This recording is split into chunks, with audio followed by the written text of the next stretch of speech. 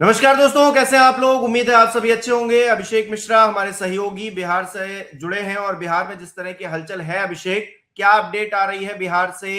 नीतीश कुमार की पार्टी ही उनके फैसले के खिलाफ खड़ी हो गई है और सवाल यह भी कि बिहार का अगला मुख्यमंत्री कौन होने जा रहा है, उस कुर्सी पर जिस पर नीतीश कुमार दशकों से विराजमान थे, कौन बैठेगा अभिषेक। देखिए, हिमांशु 4 PM ने बताया था अपने दर्शकों को।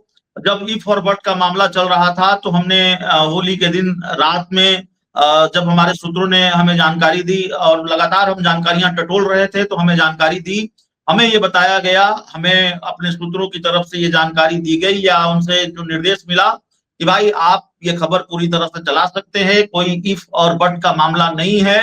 नीतीश कुमार राज्यसभा जाएंगे, उनके बेटे राज्यसभा नहीं जाएंगे या जेडीयू से कुछ कोई दूसरा व्यक्ति राज्यसभा नहीं जा रहा है, नीतीश कुमार ही राज्यसभा जा रहे हैं और ये खबर अब 200% सही है।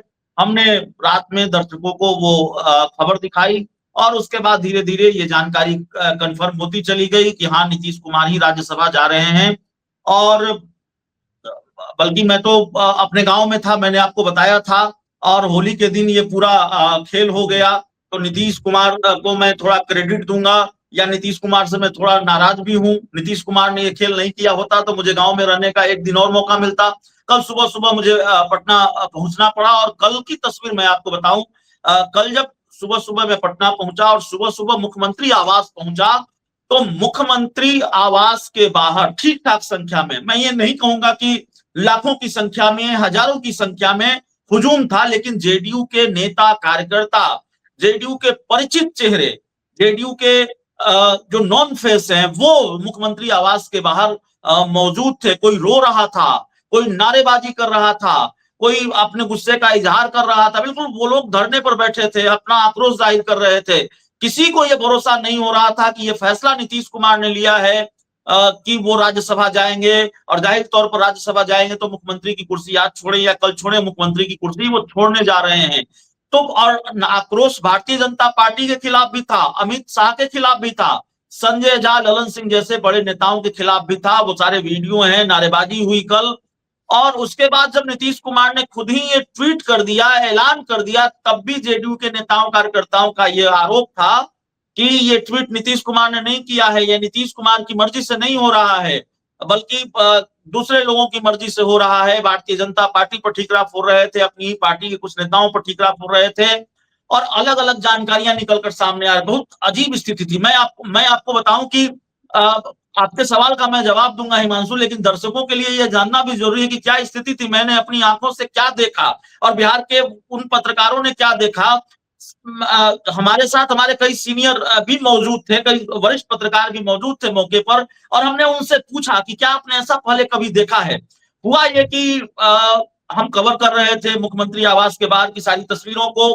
नेटवर्क जो वीआईपी इलाके हैं पटना के, जहां मुख्यमंत्री मंत्रियों का आवास है, वहां नेटवर्क की थोड़ी दिक्कत होती है। हमें दफ्तर में अपने ऑफिस में वीडियो भेजना था। बगल में हमारा घर है, वहां से हमारा घर बहुत दूरी पर नहीं है, तो मैं अपने घर आया, हम वीडियो वगैरह हमने भेजे और उसके बाद जब हम दोबारा वहां पहुंचने की कोशिश कर रहे थे, पूरे इलाके को बैरिकेड कर दिया गया था। मेरे लिए वहां पहुंचना मुश्किल हो रहा था। कभी नहीं हुआ। नीतीश कुमार को हमने कई बार पलटते देखा, नीतीश कुमार को कई बार खेला करते देखा। बिहार में कई बड़े सियासी उलटफेर हमने देखे, लेकिन कभी ये नहीं हुआ कि इस तरह से चारों तरफ से बैरिकेटिंग कर दी जाए। ये ठीक है, मुख्यमंत्री हैं, अमित शाह बिहार में थे, उनकी सुरक्षा का मामला है तो प्रशासन की अपनी मुस्तैदी होती है, तैयारी होती है, लेकिन ये पहले हमने कभी नहीं देखा। हमारी गाड़ियां नहीं जा सकती थी मुख्यमंत्री आवास के बाहर और कोई पत्रकार यह भी कहे कि भाई हमें कवरेज करने के लिए जाना है, नहीं जा सकते थे। आपको चारों तरफ बैरिकेटिंग थी और काफी मशक्कत करनी पड़ी। और हम अगर मुख्यमंत्री आवास से दूरी पर भी हैं, 100 मीटर की दूरी पर भी हैं, वहां भी जेडीयू के कार्यकर्ता, नेता कोई रो रहा है, रोते हुए तस्वीर सामने आई, गुस्से का इजहार कर रहा है, ये सारी तस्वीरें निकलकर सामने आई। और उसके बाद जो तस्वीर निकलकर सामने आई, अमित शाह, नितिन नवीन और नीतीश कुमार एक ही गाड़ी में बैठकर विधानसभा जाते हैं, राज्यसभा के लिए नामांकन करते हैं। तो खैर ये सारी चीजें वो कल की बात है। सवाल ये है कि अब क्या होगा, या जेडीयू के नेताओं और कार्यकर्ता कितने गुस्से में हैं। देखिए, जेडीयू के कई नेताओं से हमने कल भी मिलने की कोशिश की। मातम का माहौल है हिमांशु, मैं आपको सही सही बता दूं, और मैं बहुत जिम्मेवारी के साथ कह रहा हूं, इसके लिए मुझे किसी सूत्र की जानकारी की जरूरत नहीं है। जेडीयू के कई वैसे नेताओं से मैंने मिलने की कोशिश की कल। जेडीयू के कई ऐसे बड़े नेता, बिहार सरकार में मंत्री भी रहे हैं, बड़े नेता हैं, नीतीश कुमार के करीबी भी रहे हैं, और जिनसे मेरे बहुत अच्छे संबंध हैं, जो मेरे लिए बहुत सुलभ होते हैं, जिनसे अक्सर हमारी मुलाकातें होती है, बहुत आसानी से बातचीत हो जाया करती है। वो कल मेरे लिए सुलभ नहीं थे, उनसे हमारी बातचीत नहीं हुई, वो बात करने को तैयार नहीं थे। उनको हमने बहुत दुखी देखा। और एक तस्वीर तो सामने आई जब बिहार सरकार के बड़े नेता, बिहार के बड़े नेता हैं, बिहार सरकार में मंत्री हैं, नीतीश कुमार के करीबी नेता अशोक माफ कीजिएगा, महेश्वर हजारी, ऐसा लगा कि वो रो देंगे। उनकी एक तस्वीर भी बहुत वायरल हुई। तो बहुत मातम का माहौल था। जेडीयू दफ्तर की तस्वीर, कार्यकर्ता गुस्से में। तो इसका मतलब ये है, आप ये सवाल है, बड़ा मौजूद सवाल है, कांग्रेस ने भी उठाया है कि अगर नीतीश कुमार ने ये ट्वीट किया और उन्होंने ये लिखा कि मेरी इच्छा थी कि मैं लोकसभा के बाद राज्यसभा, जो दूसरा उच्च सदन है, उसका भी सदस्य बनूं, और मैं अपनी इच्छा से जा रहा हूं, जो उनके बयान का लबो-लुआब था। तो अगर नीतीश कुमार की इच्छा पूरी हो रही है, तो जेडीयू के नेताओं और कार्यकर्ताओं में इतना गुस्सा क्यों है भाई, इतनी नाराजगी क्यों है, जेडीयू में इतना बड़ा बवाल क्यों है?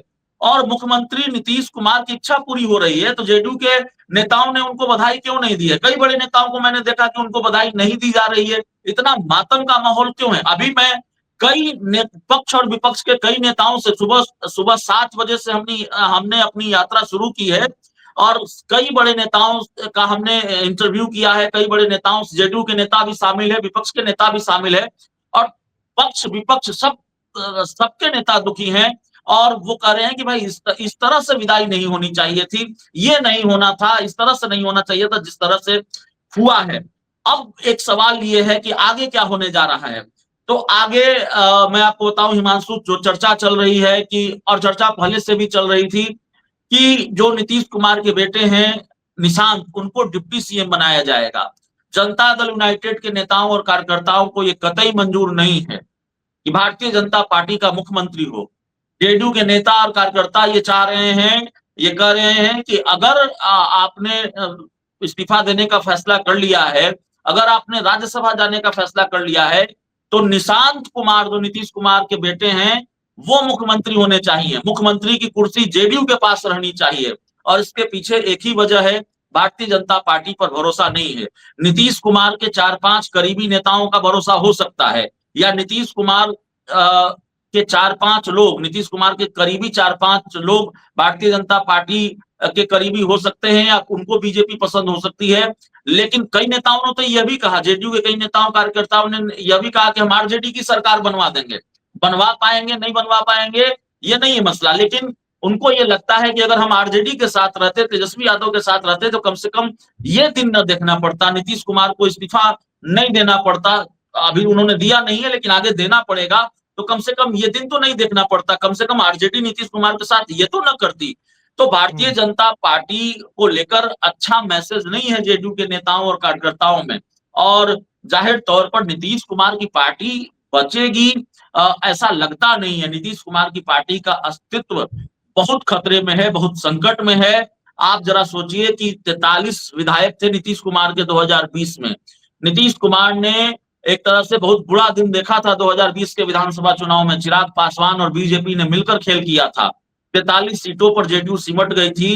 बावजूद इसके भारतीय जनता पार्टी की ये हिम्मत न हुई कि नीतीश कुमार को वो मुख्यमंत्री न बनाए, नीतीश कुमार मुख्यमंत्री बने। लेकिन दोगुनी सीटें आ गई, 85 विधानसभा की सीटें आ गई, और तब भारतीय जनता पार्टी ने ये खेल किया, और भारतीय जनता पार्टी ने अपनी मंशा बहुत पहले जाहिर कर दी थी। भारतीय जनता पार्टी के बड़े नेता हैं, देश के गृह मंत्री अमित शाह से आपको याद होगा, जब भी पूछा जाता कि भाई जब एनडीए को बहुमत मिलेगा, मान लीजिए एनडीए को बहुमत मिला, तो नीतीश कुमार ही मुख्यमंत्री होंगे ना।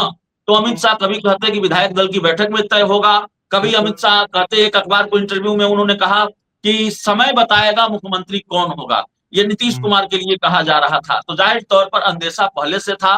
नीतीश कुमार की किस्मत अच्छी थी कि नीतीश कुमार की पार्टी 85 सीटें जीत कर आ गई, तो थोड़े दिन तक उन्होंने नीतीश कुमार को मुख्यमंत्री बनाए रखा। लेकिन अब अंततः नीतीश कुमार के विदाई की वेला है, और जाहिर तौर पर जेडीयू में विस्फोट भी है, गुस्सा भी है, आक्रोश भी है, और जेडीयू में बहुत दुख भी है, बहुत तकलीफ भी है जेडीयू के नेताओं को।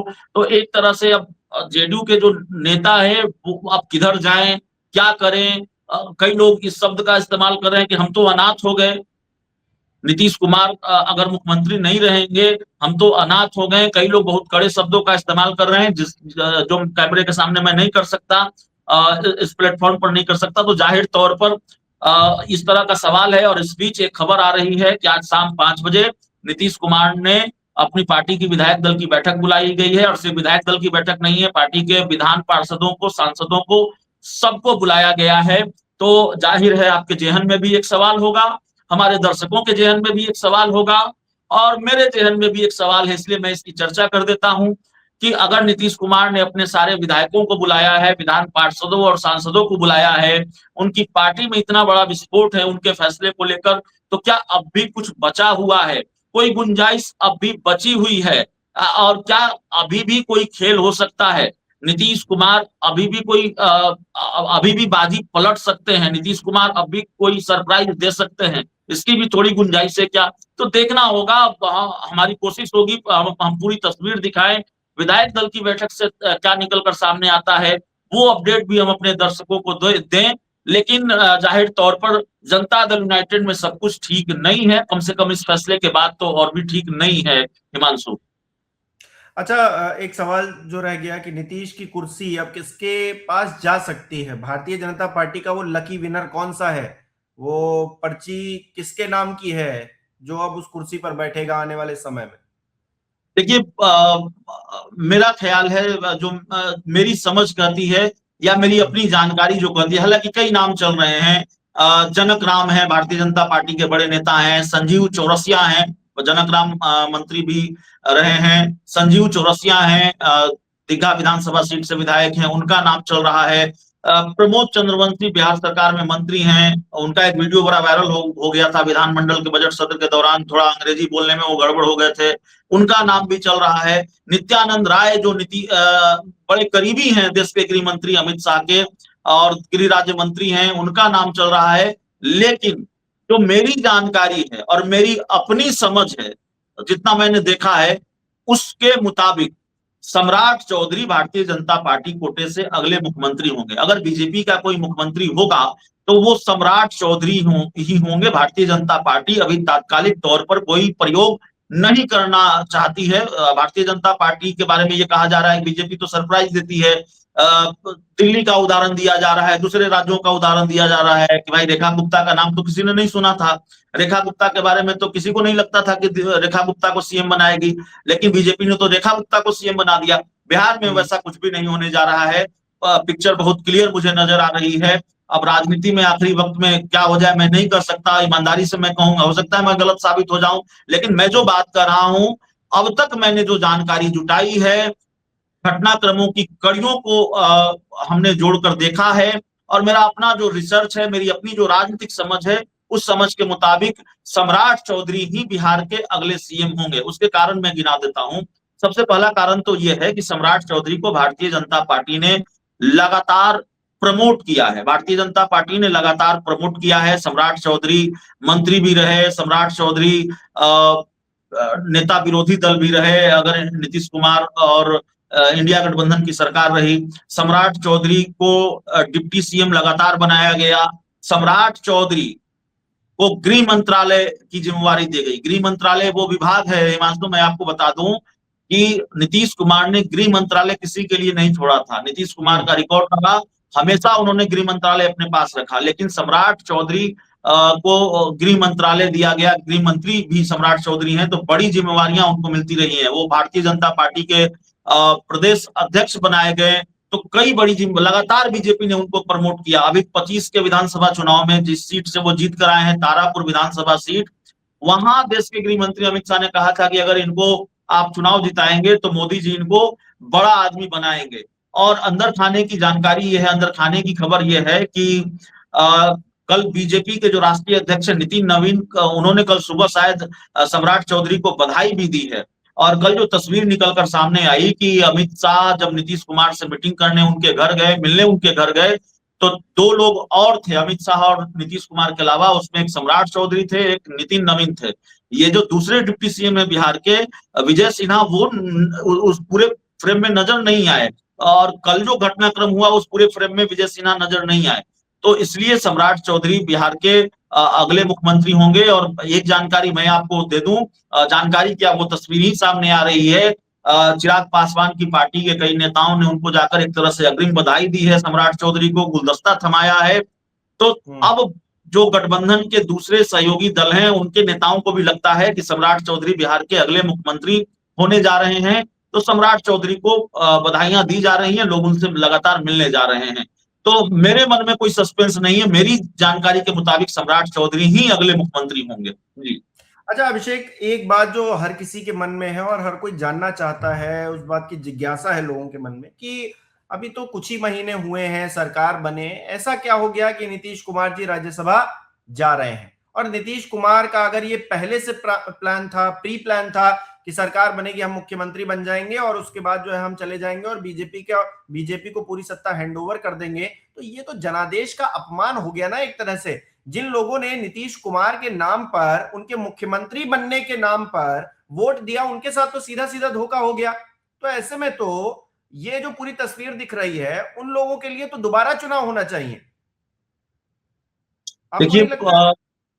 देखिए वोट तो नीतीश कुमार के नाम पर ही मिला है, भले ही चाहे जो कहा जाए नीतीश कुमार बीमार हैं, नीतीश कुमार की तबीयत नासाज है, लेकिन जेडीयू 43 से 85 सीटों पर आ गई, भारतीय जनता पार्टी 74 से 89 सीटों पर आ गई। तो कौन कितना बढ़ा, किसका स्ट्राइक रेट कितना बढ़ा, ये बताने की जरूरत नहीं है, पूरा गणित क्या है। जेडीयू की सीटें सीधे दोगुनी हो गई, भारतीय जनता पार्टी के साथ तो वैसा नहीं हुआ।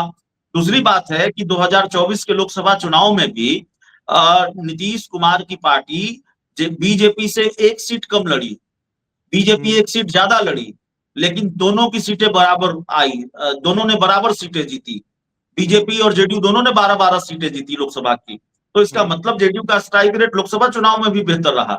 तो जाहिर है वोट तो नीतीश कुमार के नाम पर मिला।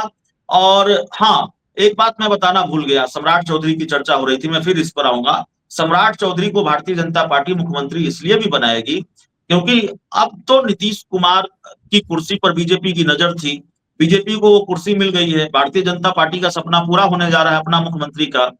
अब भारतीय जनता पार्टी की नजर नीतीश कुमार की जमा पूंजी पर है। राजनीति में जमा पूंजी का मतलब वोट बैंक होता है।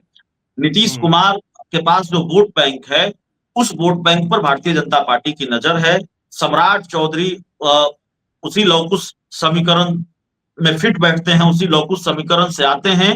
और जाहिर तौर पर भारतीय जनता पार्टी ये दाव इसलिए भी चल सकती है कि सम्राट चौधरी के सहारे उस वोट बैंक को साधा जा सके जिस पर नीतीश कुमार का अब तक आधिपत्य रहा है। तो एक मामला इसलिए भी है सम्राट चौधरी को लेकर। अब जो दूसरा आपका सवाल था, तो नीतीश कुमार के नाम पर ही वोट मिला है, और एक आप कह रहे हैं कि एक तरह से धोखा हुआ, तो जाहिर तौर पर लोग ये मान रहे हैं, आम लोग भी मान रहे हैं, जेडीयू के नेता कार्यकर्ता भी मान रहे हैं, भाई हमने तो नीतीश कुमार को मुख्यमंत्री बनाने के लिए वोट दिया था, हमने तो नीतीश कुमार को जिताने के लिए मेहनत की थी। तो ये सारी चीजें चल रही हैं, और अब देखना होगा कि आज विधायक दल की बैठक में क्या होता है। लेकिन इतना जरूर है कि भारतीय जनता पार्टी के बारे में जो कहा जाता है कि बीजेपी किसी को नहीं छोड़ती, आज ही मैं बात कर रहा था किसी से, तो उन्होंने कहा, बीजेपी किसी नेता से बात कर रहा था, उन्होंने कहा आईपी गुप्ता हैं, इंडिया गठबंधन के नेता हैं, तेजस्वी यादव के बड़े करीबी हैं, विधायक भी हैं, वो कह रहे थे कि बीजेपी ने जब अपनों को नहीं छोड़ा, मुरली मनोहर जोशी को नहीं छोड़ा, लाल कृष्ण आडवाणी को नहीं छोड़ा, तो बीजेपी नीतीश कुमार को क्या छोड़ेगी। तो मैसेज और खराब गया है भारतीय जनता पार्टी को लेकर। और आपने देखा होगा कई उदाहरण है बिहार में, तो मैं आपको उदाहरण बता सकता हूँ, पशुपति पारस को कहीं नहीं छोड़ा, कहीं का नहीं छोड़ा, कभी चिराग पासवान को भी कहीं का नहीं छोड़ा, उनका बंगला खाली हुआ और किस तरीके से खाली हुआ बताने की जरूरत नहीं है। तो कई उदाहरण है बिहार में। नीतीश कुमार को पहले भी नहीं छोड़ा। 2020 का एक घटना मैं आपको बता दूं, 2020 के विधानसभा चुनाव नतीजों के बाद एक तरफ बिहार में बीजेपी और जेडीयू ने मिलकर सरकार बनाई, नीतीश कुमार मुख्यमंत्री बने, और दूसरी तरफ इस सरकार गठन के तुरंत बाद भारतीय जनता पार्टी ने अरुणाचल प्रदेश में जेडीयू के विधायक को तोड़ लिया। और बाद में जब नीतीश कुमार अलग हुए भारतीय जनता पार्टी से, तो दो कारण जेडीयू ने खास तौर पर गिनाए। कोई जरूरत नहीं थी विधायकों को तोड़ने की। आपने विधायक हमारे तोड़ लिए और दूसरी तरफ चिराग पासवान चिराग मॉडल का इस्तेमाल किया, चिराग पासवान का साथ देकर हमें नुकसान पहुंचाया विधानसभा चुनाव में। तो भारतीय जनता पार्टी तो खेल समय समय पर करती रही है, और ये तो घोषित खेल है, कोई अघोषित खेल तो है नहीं। जेपी नड्डा जो बीजेपी के पूर्व राष्ट्रीय अध्यक्ष है, वो तो कई बार उन्होंने कहा कि क्षेत्रीय पार्टियों को समाप्त होना होगा, उनका अस्तित्व समाप्त हो जाएगा। तो भारतीय जनता पार्टी ने जो कहा है उस पर वो अमल कर रही है। जेडीयू को एक तरह से समाप्ति तो कर दिया है।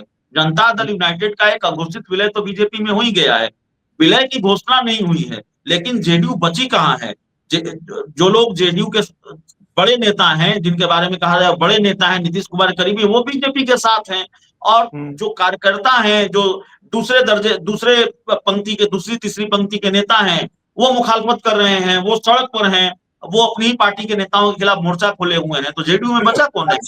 अभिषेक, अभी आपने बताया कि 5 बजे एक बैठक होनी है। क्या 5 बजे की बैठक निर्णायक हो सकती है? क्या जो विपक्ष में इस वक्त मौजूद है तेजस्वी यादव, क्या उनके साथ कोई कॉम्बिनेशन इस 5 बजे की बैठक में डिसाइड हो सकता है? क्या अगर चीजें देख रहे हैं नीतीश कुमार की, उनकी पार्टी भी टूट रही है, जो आपने बताया ना दूसरे तीसरे दर्जे के जो नेता हैं वो अगर इस तरह से आक्रोशित हैं, तो क्या नीतीश कुमार उस तरफ भी कोई फैसला ले सकते हैं? क्या उसकी कोई गुंजाइश नजर आ रही है? क्योंकि हमने इससे पहले एक बार बात की थी, जब राबड़ी आवास खाली करने का जिक्र हुआ था, तो नीतीश कुमार ने किस तरह से फटकार लगाई बीजेपी के एक बड़े नेता को, और जो है वो चीजें जो है ठंडे बस्ते में चली गई। तो क्या कोई संभावना उस तरफ भी नजर आती है क्या फिलहाल के लिए? देखिए, एक बात मैं आपको बता दूं कि भारतीय जनता पार्टी ने खेल जरूर किया है, लेकिन भारतीय जनता पार्टी को भी तब तक राहत नहीं होगी जब तक बिहार के मुख्यमंत्री नीतीश कुमार मुख्यमंत्री पद से इस्तीफा नहीं दे देंगे और वाकई वो दिल्ली की राह नहीं ले लेंगे, राज्यसभा नहीं चले जाएंगे। भारतीय जनता पार्टी को ये अंदेशा हमेशा बना रहेगा कि पता नहीं नीतीश कुमार आखिरी वक्त में क्या कर दे। दूसरी बात ये है कि जब ये पूरा घटनाक्रम हो गया, तो जेडीयू के नेताओं और कार्यकर्ताओं ने ही नहीं, जेडीयू के कई विधायकों ने एक तरह से इस फैसले पर आपत्ति जताई है। जेडीयू के अब झारखंड में विधायक हैं सरयू राय, तो जाहिर है उनके नाराज होने से बिहार में सरकार पर तो कोई असर नहीं पड़ेगा, वो कोई प्रभाव नहीं डाल सकते। लेकिन बिहार में जेडीयू के विधायक हैं, मुजफ्फरपुर के काटी से विधायक अजीत कुमार, उन्होंने इस फैसले को गलत बताया है, उन्होंने नाराजगी जताई है। जेडीयू के विधायक हैं भगवान सिंह कुशवाहा, उन्होंने इस फैसले को गलत बताया है, उन्होंने नाराजगी जताई है। तो जेडीयू के जिन विधायकों के बयान आए हैं, सार्वजनिक तौर पर जेडीयू के जिन विधायकों ने कुछ भी कहा है, तो वो उन्होंने इस फैसले का विरोध ही किया है, इस फैसले की मुखालफत ही की है। अभी तक किसी ऐसे विधायक का बयान नहीं आया है मेरी जानकारी में जिन्होंने इस फैसले को ठीक बताया हो या जो इससे बहुत खुश हो। अभी अभी मैं जनता दल यूनाइटेड के मुख्य प्रवक्ता नीरज कुमार से बात करके आ रहा हूं।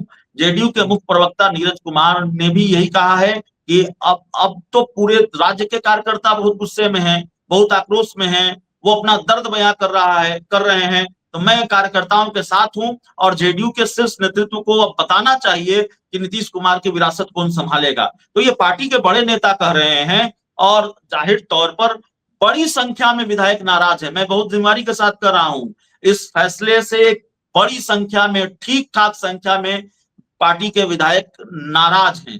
तो बिल्कुल, ये नाराजगी कितनी आगे बढ़ती है ये देखना पड़ेगा। अगर ठीक ठाक संख्या में नाराज हैं और बड़ा विस्फोट होता है, विधायक अगर दूसरी तरफ शिफ्ट करेंगे, तो जाहिर तौर पर किसी दूसरे खेल की गुंजाइश बढ़ेगी। हालांकि अभी ये कह देना थोड़ी जल्दबाजी होगी, लेकिन वो गुंजाइश खत्म हो जाती है या उस गुंजाइश को पूरी तरह से खारिज कर दिया जाएगा, कर देना ठीक नहीं होगा। क्योंकि असली बात यही है, असली जानकारी यही है, जो सच है वो सच है कि नीतीश कुमार के राज्यसभा जाने के फैसले से पार्टी के मैं कह सकता हूं कि 80-85% विधायक नाराज हैं, जो जानकारी निकलकर सामने आ रही है। बिल्कुल, सोशल मीडिया पर भी हम लगातार देख रहे हैं, जो रिएक्शंस निकलकर सामने आ रहे हैं वो कहीं ना कहीं नीतीश कुमार के पक्ष में नहीं है, उनकी पार्टी के पक्ष में नहीं है। बहुत बहुत शुक्रिया अभिषेक, तमाम जानकारी देने के लिए। आप लगातार नजर बनाए रखिएगा, इसको लेकर हम अपडेट देते रहेंगे आपसे। बहुत बहुत शुक्रिया आपका, और दर्शक हमारे किस तरह से देख रहे हैं इस विषय को कमेंट करके जरूर बताएं। बहुत बहुत धन्यवाद।